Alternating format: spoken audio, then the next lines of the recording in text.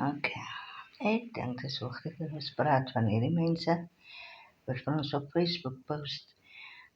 Missing, kind se naam, kind se ons voel baie jammer dat dit gebeur het. Ons voel betrokke, share, ons bid, ons doen alles. Ons gee om. Maak nie saak of dit 'n klein kind is nie, maak nie saak of dit 'n groot mens is nie. Ons gee om.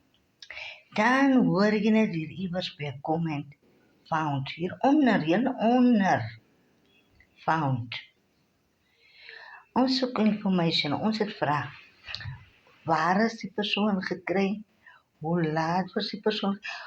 Was dit dieselfde dag? Was dit die volgende dag? Wanneer is die persoon gekry? En wanneer sou ons geweet het?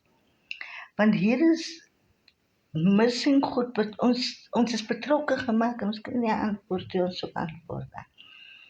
Nommer 1 is, waar is die persoon gekry? Was die persoon onveilig? Ek kyk true crimes, ek kry al wat is niks gedagte is. Nou kom die mense net terug found. Nie eers die persoon wat gepost het nie. 'n Heeltemal random persoon wat ons sê, die kind is veilig gekry. Ons wil dit weet, wat dit weet van ons.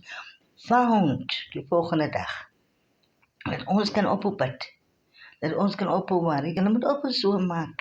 Mens wil weet wat gaan aan. My vader, nou, 'n volgende keer, skielik iemand wat hier kom, found. Ons wil weet wat het gebeur. Ons was invested. Ons het gebid. Ons is bekommerd. Vooral ons true crime. Stop dit nou.